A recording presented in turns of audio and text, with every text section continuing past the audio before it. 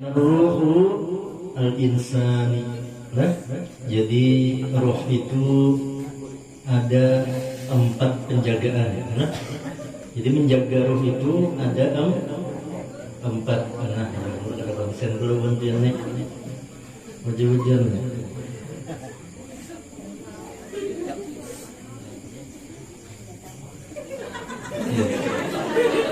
Bawa kelanggar kunci.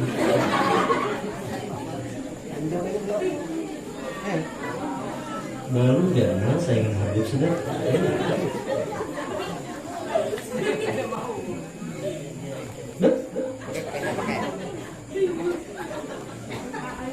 Habib sudah duduk. Nah, alhamdulillah, masya Allah. Jadi roh ini ada 4 agar roh kita terjaga di dalam kemaksiatan. Jadi bukan jasad saja yang kita jaga untuk kemaksiatan, roh kita dijaga. Yang pertama, menjaganya dengan nuraniyah. Apa Bi? Yaitu jalan yang mana jalan itu selalu ada nama Rasulullah Sallallahu Alaihi Wasallam. Yang pertama tuh jalan menjaga roh kita itu, kita ni amun kawa hari-hari jangan berjalan yang menjauhkan kita kepada Nabi Muhammad Sallallahu Alaihi Wasallam. Kiapa Bib contoh yang menjauhkan kita? Yang pertama gawian, pekerjaan. Nah, di sela-sela gawian pekerjaan hari-hari kita itu pasti ada waktu yang kosong. Cari waktu yang kosong itu untuk ingat Rasulullah Sallallahu Alaihi Wasallam. Bagaimana caranya? Bila sudah kada begawi atau sambil begawi, ingati Rasulullah Sallallahu Alaihi Wasallam dengan cara-cara yang berbeda. Ada yang ketujuh menyair sambil menyair. Ada yang ketujuh bersolawat, selawatnya dengan selawat tanpa syair. Ada yang ketujuh dengan main hakikat, di dalam hatinya ingat Rasulullah Sallallahu Alaihi Wasallam, bersolawat kada, tapi ingat Nabi Muhammad Sallallahu Alaihi Wasallam. Nah, gawian atau pekerjaan itu yang pertama. Kita karena hari-hari manusia ini tidak luput dan tidak jauh daripada pekerjaan atau gawian. Jadi selingi gawian kita itu ingat kepada Nabi Muhammad agar ruh kita ini bersih, agar ruh kita ini terang, bercahaya. Tidak ada kegelapan-kegelapan yang kegelapan itu mengulah kita, cahaya kita redup. Meskipun setiap hamba itu pasti dilewati dengan kemasalahan. Pasti manusia itu tidak luput dari masalah. Pasti manusia itu tidak luput daripada kegundahan. Pasti manusia itu tidak luput daripada kerumitan kehidupannya. Pasti entah masyarakatnya, entah pejabatnya, sekalipun ulamanya, guru-guru mereka tuh ada juga masalah, akan tetapi mereka membuat masalah itu dihadapinya dengan sebuah senyuman dan dia kembalikan kepada Allah Subhanahu wa Ta'ala. Meskipun tidak nampak dengan kita, mereka pasti membulikakan dan membalikannya kepada Allah Subhanahu wa Ta'ala. Di apapun yang kita gaul keseharian, jagalah roh kita untuk selalu ingat kepada Nabi Muhammad Sallallahu Alaihi Wasallam. Itu yang pertama. Yang kedua, untuk menjaga roh kita, jaga hati kita. Nah, karena hati ini di dalam kita ada 3 roh. Di dalam hati ini ada 3 roh lagi, cuman bukan roh yang jasad, tapi ada 3 ruhaniyah lagi di dalam hati kita. Ini panjang banget penjelasannya. Cuman intinya kita menjaga hati dulu, menjaga hati daripada kemungkaran, menjaga hati daripada kedengkian, menjaga hati daripada masalah-masalah yang kita alami di dalam kehidupan sehari-hari. Jangan sampai belajar dulu kita, setiap ada masalah jangan sampai mengeluarkan langsung ke mulut. Masalah kehidupan, masalah ekonomi, dan jangan sampai masalah yang kita hadapi itu pada hulu ke manusia. Tetapi kita berusaha hati itu untuk menghadap Allah dulu yang pertama. Misalkan kada berduit, sembahyang cuma minta kepada Allah, ya Allah, ulun kada berduit nah. Maka hari ini berjanjian ulang berdunian. Maka begini ini membawai makanan di Cianjur situ yang bundaran itu. Ada rumah makan Cianjur itu sekali makan 400.000. Oleh bina hendak kan merasa situ 400.000 Cianjur. Maka berdua 800.000. Sedangkan duit kedada minta kepada Allah. Bila kedada juga batalkan. Ini ada juga kena minjam dah kawan sehari 2 hari jangan membayari akhir. Nah 3 bulan kena muka kena kau bayar. Gitu kan sudah. Nah jadi apapun masalah yang kita hadapi, kunci yang pertama hadapkan masalah itu, kita kembalikan kepada Allah Subhanahu wa taala. Dengan cara seperti itu kita membersihkan ruh kita agar ruh kita ini jauh daripada kesyirikan, jauh daripada kemusyrikan. Karena kita bertangguh kepada Allah. Kenapa? Lewat Allah, maka Allah akan mengirim perantara-perantara yang akan menolong kita. Perantara-perantara yang akan menolong kita.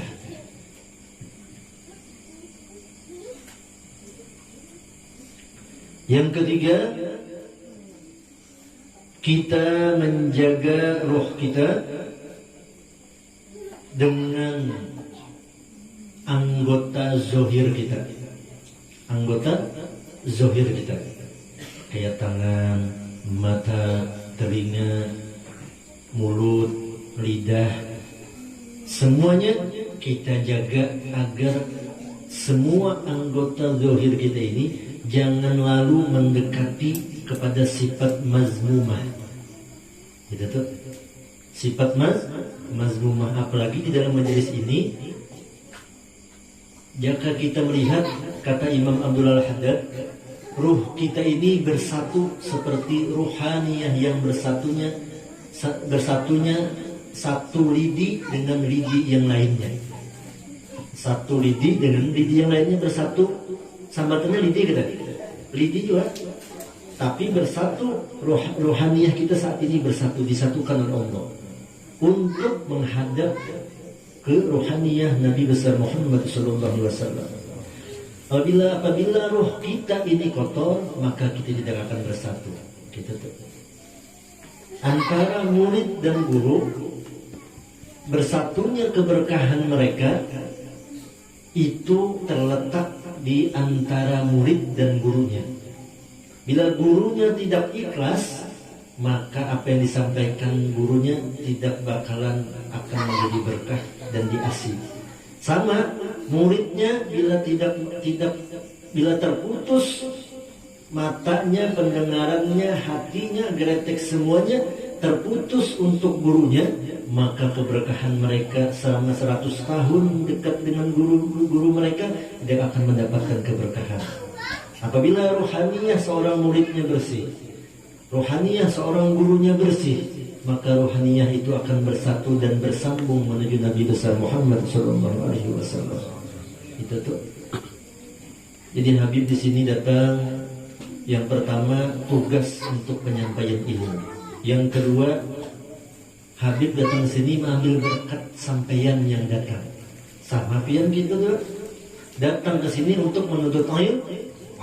Yang kedua, untuk mengambil berkat apa yang guru sampaikan, yaitu ilmu. Gitu tuh. Jadi jangan dekatkan sifat-sifat mazmumah di dalam kedekatan kita kepada Nabi besar Muhammad SAW. Karena sifat mazmumah ini seperti gunting yang tajam.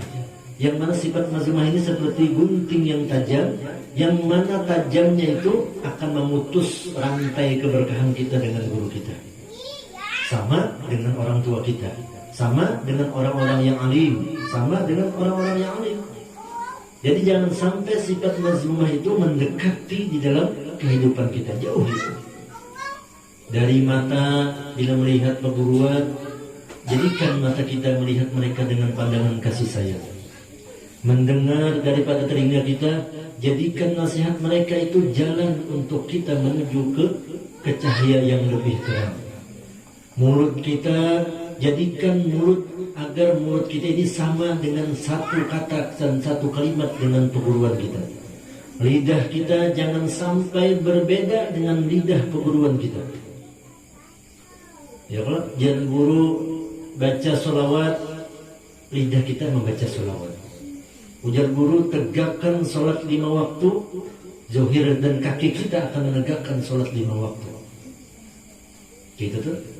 Jadi seorang guru itu mutlak tidak mengajarkan sifat mazmumah. Apa gerangbib sifat mazmumah itu? Yaitu sifat iri, dengki, dendam, hasud, adu domba, fitnah. Nah, itu tuh. Jangan jauh, jangan dekati mereka sifat mazmumah ini ke dalam hati kita. Yang nantinya kita sendiri yang akan menjadi sebuah kerugian yang sangat besar. Ia di dalam dunia tidak terasa, tetapi di akhirat nanti ia akan menjadi sia-sia. Duduk mereka akan sia-sia. Umur mereka akan sia-sia. Sayang, sayang. Nah, jadi yang terakhir, nah, dia pulang ini. Anis. Apa anis?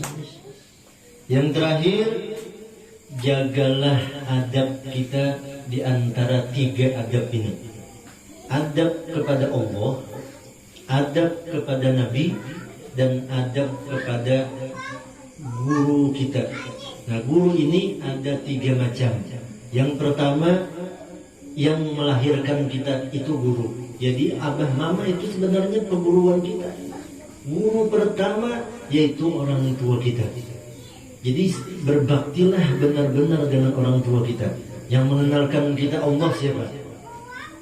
Orang tua kita. Yang mengenalkan Nabi Muhammad siapa? Orang tua kita. Yang memandangkan azan pertama siapa? Orang tua kita. Abah setelah lahir mengazankan, mengikomahkan. Ya Allah, waktu halus diselawati, salatullah ya imam ar-rus nurul mustafa, mengenalkan akan Nabi besar Muhammad sallallahu alaihi wasallam, dan mengenalkan solat yang pertama abah mama kita. Itulah guru yang paling pertama seseorang anak, yaitu orang tuanya. Maka kita jangan wani kepada orang tua. Meskipun kita mempunyai harta berlebih, meskipun kita lebih hebat daripada orang tua kita, jangan sampai di dalam hati kita ini memerintah kepada orang tua kita. Jangan sampai memerintah dengan hawa nafsu. Jangan sampai. Yang kedua, jagalah ruh kita ini dengan menjaga adab kita kepada Nabi besar Muhammad sallallahu alaihi wasallam. Penting benar ini. Bersolawat jangan di WC. Ya, kalau bersolawat jangan di WC. Waktu menggawi keburukan, kejahatan jangan bersolawat. Gitu tuh. Habis itu sunnah-sunnah yang diberikan oleh Rasulullah digawi. Sunnat isyraq, sunnat duha. Ya, kalau 2 rakaat atau 4 rakaat sebelum zuhur, 4 rakaat atau 2 rakaat setelah zuhur, 4 rakaat atau 2 rakaat sebelum asar. Ya, kalau setelah asar tidak ada. Sebelum maghrib 2 rakaat atau 4 rakaat, setelah maghrib 2 rakaat atau 6 rakaat, isya 2 rakaat atau 4 rakaat. Itu tuh sunnah-sunnahnya. Nah, menjaga sunnah itu beradab kepada Nabi besar Muhammad. Menjaga kewajiban yang diwajibkan oleh Allah maka itu menjaga adab kepada Allah Subhanahu wa taala. Secara garis besarnya itu. Yang ketiga, menjaga adab kita kepada guru kita, yaitu orang tua kita. Guru yang mengajarkan Al-Quran kepada kita, guru yang mengajarkan ilmunya Nabi Muhammad SAW. Itu tuh. Dan menjaga lisan dan adab kepada sesama manusia sekalian umat Nabi besar Muhammad SAW. Karena umat Nabi Muhammad ini umat terakhir, tidak ada umat lagi yang lainnya. Jadi umat Nabi Muhammad ini dijaga, bertetangga, berkawan, jangan bersesambat-sambatan. Ya kalau apalagi berkeluarga, satu kampung, apa semua itu diperhatikan, diperhatikan. Jadi jangan sampai melihat kawan pindah sugih, diri, kawan pindah berusaha karena mie goreng di muka rumah, laris benar disimbur dan kuburan. Ya kalau hiri dengan kebahagiaan orang lain, nah itu pasti di dalam hatinya ada 3 sifat mazmumah di dalam hatinya. Hati-hati kita lah memutus rantai kebahagiaan orang, pian dosanya seumur hidup sampai hari kiamat. Itu tuh, dosa seumur hidup sampai hari kiamat, memutus rantai kebahagiaan orang. Apalagi misalnya Subhan hendak berbinian, misalkan berbinian ini bisi pacar orang jauh, nah, memet pula. Subhan ini datang ke berbinian kawin misalkan, lalu jadi kawin Subhan. Nah lakian yang di ujung sana dendamnya, aku baharinya 3-4 tahun berpacaran, Subhan manggilnya, aja aku kalau sadar satu mat, nah tolong limbah kawin, mudah-mudahan binian ini melihat Subhan ini kayak ada ketujuh, nah digawinya, nah itu namanya memutus kebahagiaan orang dengan cara di luar daripada anjuran agama Islam. Nah, itu dosanya seumur hidup. Bila dia tidak bertaubat, maka dosanya seumur hidup sampai kiamat habis, baru dosanya terputus. Bila dia tidak bertaubat, hati-hati kita lah. Hati-hati. Dengki, hati-hati. Iri, hati-hati. Boleh iri dengan ibadahnya. Boleh iri dengan cara kesuksesannya. Boleh iri dengan cara dia menuntut ilmunya. Boleh iri dengan dia beribadah kepada Allah. Itu tuh boleh aja iri. Jadi hati-hati kita lah. Ruh kita ini kadang-kadang rusak. Kenapa? Gara-gara kita juga. Gara-gara kita juga. Jam berapa sebenarnya? 6 menit lagi. Jadi jagalah ruh kita, hati-hati lah. Bila kita ini karena kau menjaga ruh, maka kita akan terlena kenikmatan untuk selalu mengusik orang lain, untuk selalu iri kepada orang lain, untuk selalu dengki kepada orang lain. Hati-hati, ruh kita rusak. Apalagi itu bukan urusan kita, jangan sampai ruh kita rusak. Kalau masih jasad rusak masih bisa diobati, tapi ruh bila rusak hanya taubatan nasuha yang akan bisa mengobatinya. Nah itu tuh taubatan nasuha. Taubat ini ada 11 kategori yang dikategorikan hanya kita bisa bujur-bujur mendapatkan magom taubat nasuha. Berat. Jadi hati-hati kita bila sudah ketujuh iri, ketujuh menyambati orang, nah ya sudah ngalih benar obatannya, kecuali dia bertaubat dan mendekti lidah dan mulutnya untuk mengusik orang lain. Nah, itu hati-hati kita menjaga roh kita. Yo. Lahin nih, tampar nih. Yalah, jadi mudah-mudahan kita lah. Inilah gunanya majelis.